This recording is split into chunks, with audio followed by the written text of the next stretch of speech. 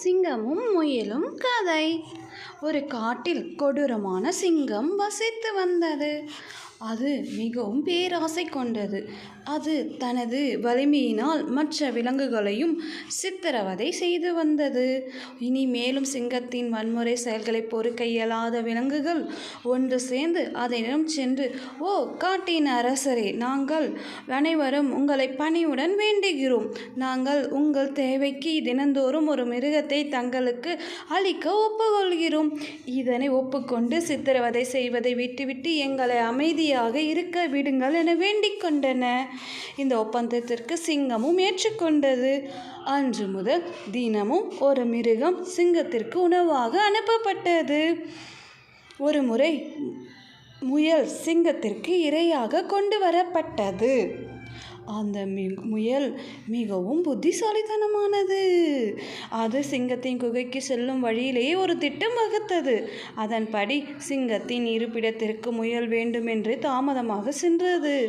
சிங்கம் கோபத்தில் கர்ஜித்தது. சிறிய முட்டாளே, நான் உனது வருகைக்காக எவ்வளவு நேரம் காத்திருப்பது? நான் மிகுந்த பசியில் உள்ளேன். நீ தாமதமாக வந்ததற்கு என்ன காரணம் என்று கூறு. அதற்கு முயல் மிகவும் சாந்தமான மெல்லிய குரலில், "மேன்மை வாய்ந்த தலைவரே, நான் உங்களின் அரசவைக்கு வந்து கொண்டிருந்தேன். வரும் வழியில் வேறொரு சிங்கத்தினால் நான் இழுக்கப்பட்டேன். அதனிடம் என்னை விட்டுவிடும்படி கேட்டுக்கொண்டதற்கு தாமதமாகிவிட்டது" என சொன்னது. இதனை கேட்ட சிங்கமோ மிகவும் கோபமடைந்து கர்ஜித்தது. "என்னது, இக்காட்டில் வேறொரு சிங்கமா?"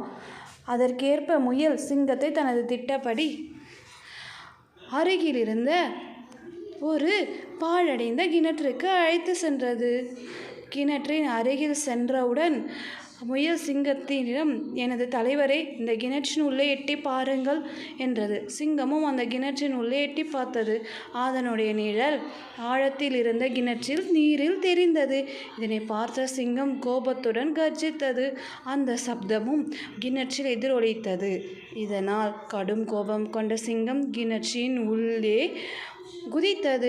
ஆழமான கிணறு என்பதால் அந்த கொடூரமான சிங்கத்தின் வாழ்க்கையும் அதனுள் முடிவடைந்தது.